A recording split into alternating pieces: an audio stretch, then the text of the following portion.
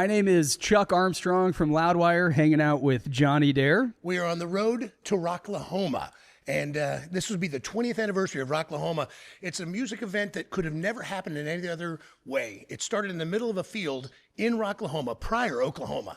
It's the most unlikely thing you could ever imagine. Now it's turned into a 3-day behemoth with thousands and thousands of campers, 60,000, 80,000 people in attendance, and it's just absolutely amazing. One of the bands that's going to be with us this year on Slayer Day, September 6th, the third day of the festival, is none other than Ugly Kid Joe. And Whitfield Crane is here with us from Finland. You're in Finland right now, Whit? Yeah, I'm in a place called Vasa, Vaasa, Finland. What do you, is it a festival? Yeah. Because I never know with you. You and I have known each other a long time, but Yeah. you travel nonstop. Whether or not you're on the road with your band with Ugly Kid Joe, or you're doing your own solo projects, you never stop moving. You've never had your own home. Not yet. Still working on it. I don't know, Chuck, if they understand that. Like, you really have never had a home. You are a true vagabond, a true gypsy. Yeah, it's a troubadour of sorts. You are. But I mean, when Ugly Kid Joe goes out and throughout Europe and does these giant festivals, monster festivals, and that's the one thing I really love about Rocklahoma is it's a different animal altogether. And a festival, especially multi-day, the crowds have got to be different as a performer. For a festival? Yes. For a 3-day. I mean, as opposed to when you know you're going to go somewhere, you have the show, and you're kind of, maybe you're not into the moment all the way, like, oh, I got to get home at this time. I'm going to work tomorrow. But when you're completely involved in a music festival, you're going to be there for 3 days. You've been camping. You've committed yourself to the event. You've given yourself over to it as a performer. Do you see that different? Because when I watch you and those videos from Europe, especially at Wacken, at Download, at the huge festival, what's the festival in Poland? Polish Woodstock. Yeah. Dude, how many people were there when you were playing? A bunch. Hundreds of thousands of people were there for sure. But and we're going to have to cut the clip in here to illustrate why I'm saying this. You watching it with their hands in the air, and I know you know the clip I'm talking about, where 100,000 people, 200,000 hands in the air, swaying back and forth, and they're so in the moment. And to me, that's the difference between a one-nighter, which is always fun, or a multiple-day throwdown. Festivals, I mean, for me, it's a great question. I mean, I'm just going to, wherever I am, I'm going to play for the room. So if it's a club, I'm going to play for the club. If it's a festival, I'm going to give it for that. Festivals are cool. When you said that, the thing you touched on what I thought was attractive was, like, when people are there for 3 days with their tents, committed to mud and chaos. It's pretty great. So, there's something special about a festival. We've never played the one you're talking about. And you say, and I was just listening to your synopsis and description of it. You're saying it's 20 years? Yeah, this is the 20th anniversary of Rocklahoma. 3 guys. Congratulations. Dude, you're going to love these guys. These 3 guys got together who had never been in the music business, construction workers. They own their own business. Somebody owned the land, and they built a stage, an amazing stage and an amazing venue in their own heart, what they wanted for a music festival. And they booked it themselves, and they came in the middle of Pryor, Oklahoma. This is 50 miles outside of Tulsa.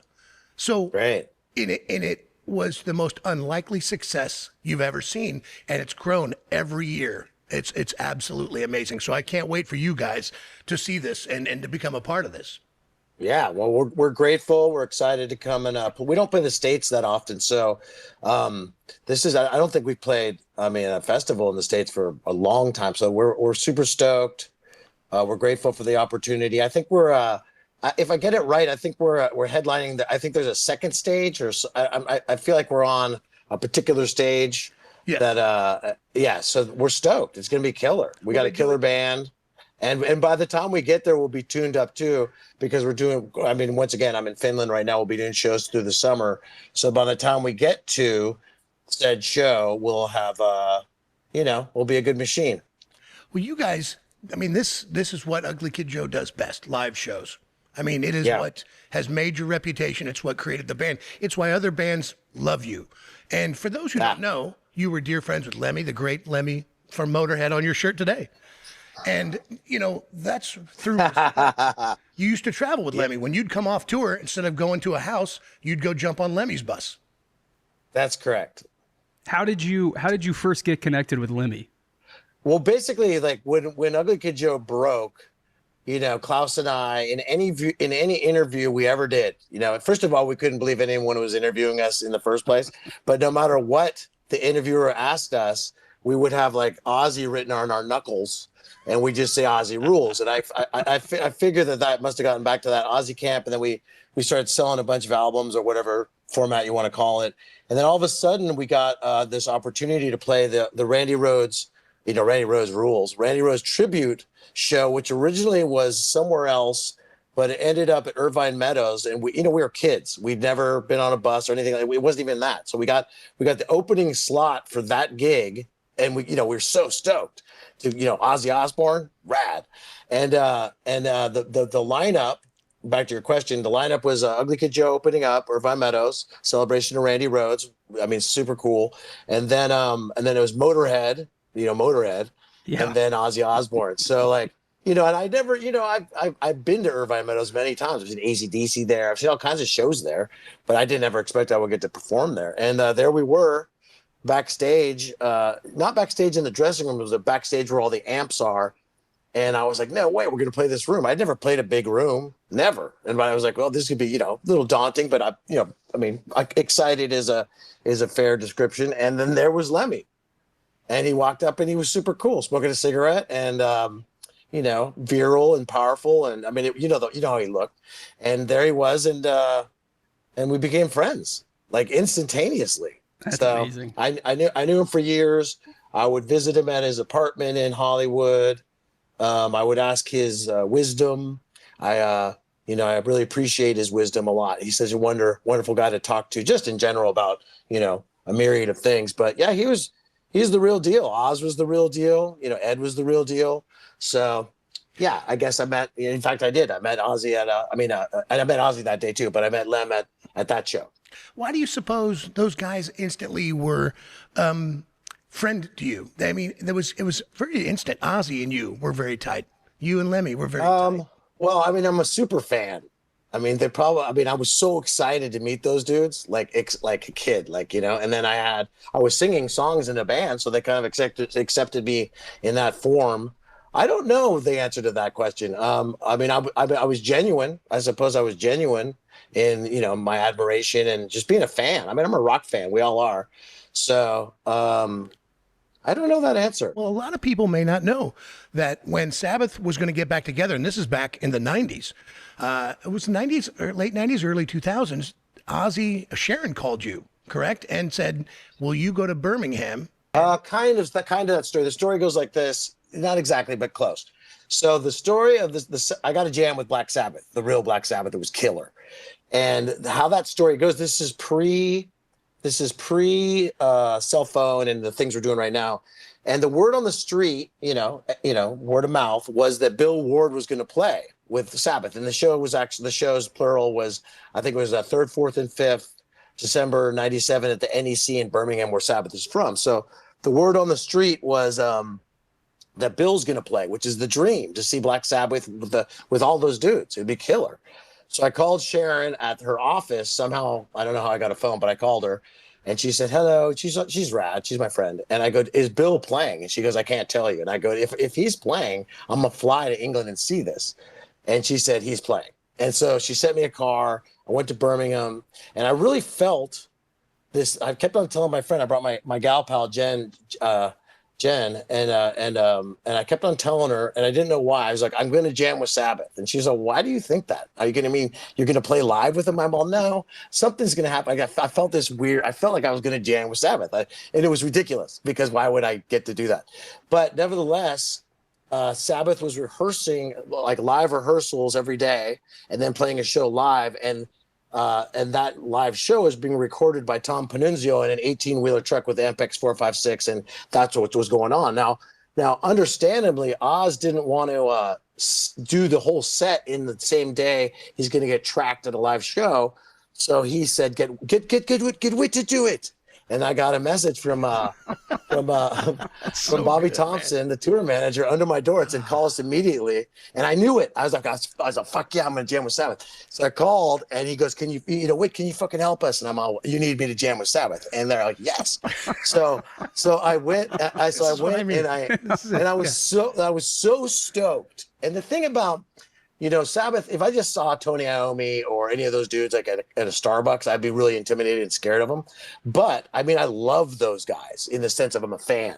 So I got to sing on Ozzy's mic, a hot mic in Birmingham, soundcheck, full PA for 3 days of sound checks because they're getting they needed a vocal cue because, Sure. objectively, Sabbath's kind of like a jazz band, and they needed a vocal cue. And weirdly, because I hadn't sung all those Sabbath songs, I know them, but I didn't. And I knew all the songs, and it was fun and it was killer. And I got to, jam with Black Sabbath. And you manifested it, man. He really did. Dude, that's what I was trying to explain to Chuck before you came on. I go, I've known Whitfield since his very first tour. We were friends early on. And he's been this fascinating, mercurial, just shape-shifting human being, but always so positive and always sure it's going to work out. And it always does. It always does. Yeah, somehow. Somehow, man. And we're still here. Yeah, that we're still here. But, and the of course, Ozzy's final show, Chuck was there in Birmingham. He was standing on the front row watching you. When you walked out on that stage, we're FaceTiming each other, and he's showing me, and I'm getting choked up because I'm not there, and I realized the momentous, this moment that was happening, and then to see you, who I've loved so long, man, and just been such a good friend to me over the years, and I know what your part in Ozzy's history was. So to see you walk up and drop that backpack and start. Yeah, that was the thing. Right there. That was the thing, man. When you were done, and we talk about you being a vagabond, when you were done, you walked off the stage, and I saw you pick up your backpack, and you walked away. Like, you did what you needed to do. Yeah, that's right. When you walk up there, I mean, what an honor to get that call. Only a handful of people for that incredibly important show. I mean, truly the greatest retirement moment in the history of music, all music. It was I guess my mom would call it a happening. And to be invited was one of my great privileges in my life, as it was for everybody who was involved. It's hard to describe it in words. I mean, it was magical. It was there was so much love that transcended anything that could go wrong. And it didn't rain in Birmingham, of all things that happened. Everybody was cool, and everybody loved Sabbath, and everybody was loving on Ozzy, and in the room itself, once again, words are limiting. It was such a great buzz to be near whatever it was, the whole town of Birmingham, where Chuck, you were there, right? So you went out into the so we went to the bridge, and we saw everything, and all the bars were they've shifted to celebrate Sabbath. I mean, you saw the entire city transform in celebration of Sabbath. Yes. And it was that. So yes, Mr. Dare, it was quite a thing to be involved in. And this, and I just watched most of it. Like, I didn't go take a bunch of pictures or anything like that, but I did just look around at, I was awestruck with the amount of talent that was there. And then, just the songs like Sabbath picked some cool songs. Metallica picked, I think, some really interesting songs. Alice in Chains played Fairies Wear Boots. I played Believer, which was pretty cool. Great song. It was just neat to watch it, man. And I've never seen anything like it. I don't imagine anything will be like that again. I can't imagine it. And as you kind of touched on in the beginning of this conversation about the Sabbath show, is what a beautiful thing for Ozzy to have witnessed, before he went. Because, it was unbelievable. The amount of love and energy and chi and verve that was just in the room for this band, Black Sabbath, which came. And I talked to Sharon, and Sharon's not necessarily at that show, but I've talked to her about it before. And I'm pretty sure Bill Ward and Ozzy independently used to wash cars, wash cars to see if they could get tickets to get into that room when they were kids. And Ozzy grew up very close to there. So, I mean, it's just such full circle stuff. And I can't. It was love. Love is a perfect word. It was so powerful, And Chuck, you get what I'm saying, in that room, I've been to many rock shows, and I'm talking as a fan. I'm sure I've played a bunch of shows, but as a fan, which sure I sang a song, but then I watched that show and spaced out and watched it just like you were. Have you ever felt, Chuck, anything like that in a rock show of any kind ever? Nothing. No. I mean, and me and my buddy, we were standing in the pit, and we stood there from 11 a.m. until 11 p.m. We didn't move. Wow. We weren't drinking. We weren't partying. We were there glued to the stage. And the thing I always think about is, like, from the stage, everybody on the stage, nobody was trying to prove how much they love Sabbath. There was no ego on the stage. Right. And then in the crowd too, I'm sure there were some incidents. I didn't see anything. There were no a-holes or anything like that. Everybody was there, whether you're on the stage or in the crowd. You were there for that one reason, to celebrate Sabbath, to celebrate Ozzy.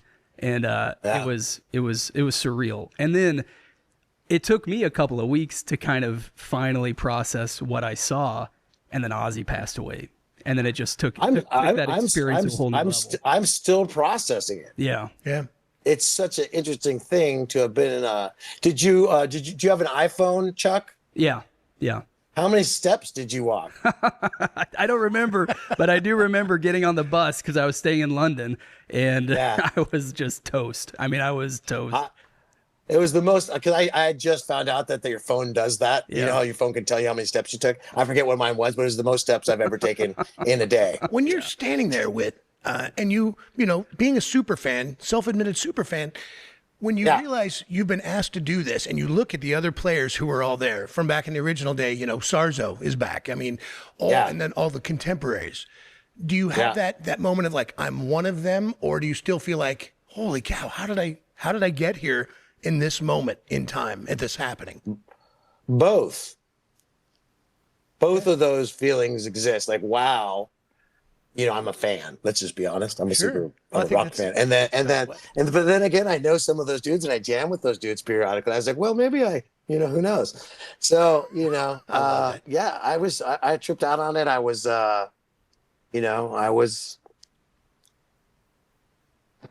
super grateful and spaced out and like, wow, is this real? And like, I was living in a Santa Teresa, Costa Rica, and I got the real call that was like, yeah, you're really doing this. You're on the poster. That's what I felt like it was real when I made it to a poster. I was like, look, I'm on the poster. And I just was like, wow, this is so fucking heavy and great. And as Chuck was depicting there's so much that was going on there. The town itself, because the history of Birmingham, if you study it just a little, it's an industrial city. It's given us Priest and Sabbath and a bunch of other stuff. But there's a reason those bands sound like that, and the loyalty and they were just prideful in a handsome way. Sometimes pride is like, I'm like, it's not that attractive. But that working class, we're together. Yes. Yeah, it was just, you're like, oh my God, I could have closed my eyes. I probably did, and just sat in it, in the city of Birmingham, nothing to do with the gig. And it was palpable. You could feel it. And, beautiful is a great word to describe it. Dude, I love it. And I'll be honest, even watching it from the States and being in constant contact with Chuck, texting back and forth, when he went into Mama, I'm Coming Home, I cried like a baby. Yeah. We all did. Yeah. Everybody did. Yeah. Right. No, it really is something. And, it's, again, as we talk about the road to Rocklahoma, the continuing life of Ugly Kid Joe and Whitfield Crane, and this never-ending vagabond existence, and these stories, this life that you had from Lemmy, from Ozzy. And by the way, this is just the tip of the iceberg. I've known Whitfield for 30 plus years, and it's real. It's as real as rain. And you have lived, to me, the most real, genuine, truthful rock and roll lifestyle, a true Rolling Stone, brother, a true Rolling Stone. And you're going to roll into Rocklahoma with Ugly Kid Joe, and they're going to get to see the magic and the fun and the excitement and the joy that band brings. And I mean, it's, your band has never sounded better. I mean, Klaus, everybody, it just sounds as good as I've ever heard it.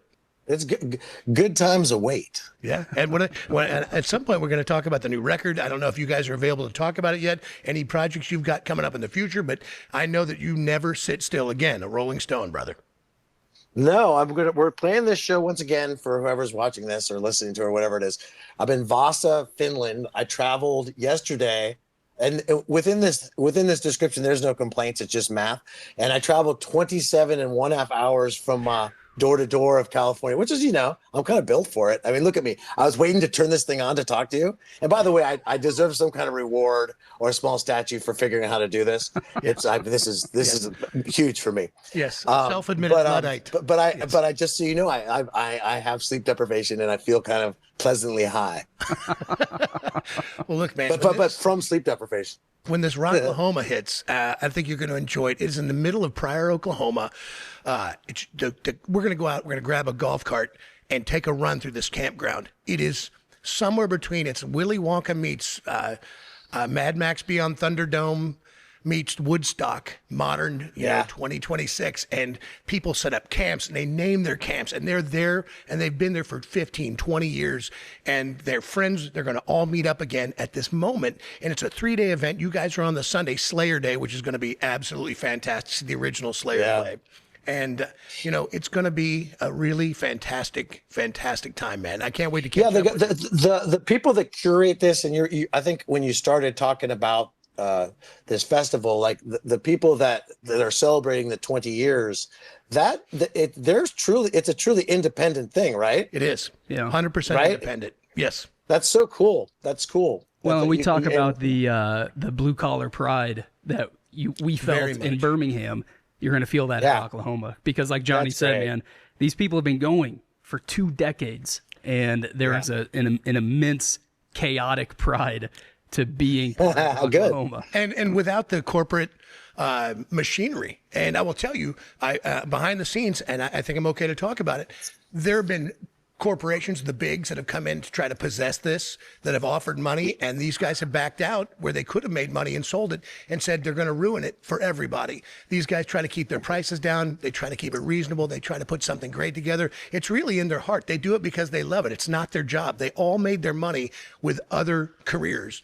And these guys came together to put this music festival on, truly for the love of hosting the greatest rock and roll festival in Oklahoma. Well, that's inspiring. I like that. You're going to love it. Hopefully you'll get there a couple days early and we can spend some time. Yeah. Yes, please. Dude, September 4th, 5th, 6th, Pryor, Oklahoma, just outside of Tulsa. You can get your tickets. Go to what? Rocklahoma.com? Rocklahoma.com. Get hooked up. We're on the road to Rocklahoma. Whitfield, Crane, Ugly Kid Joe, September 6th. Brother, I can't wait to see you. All right, man. Love you. Rock and roll. Hoochie coo. Thank you, Whit.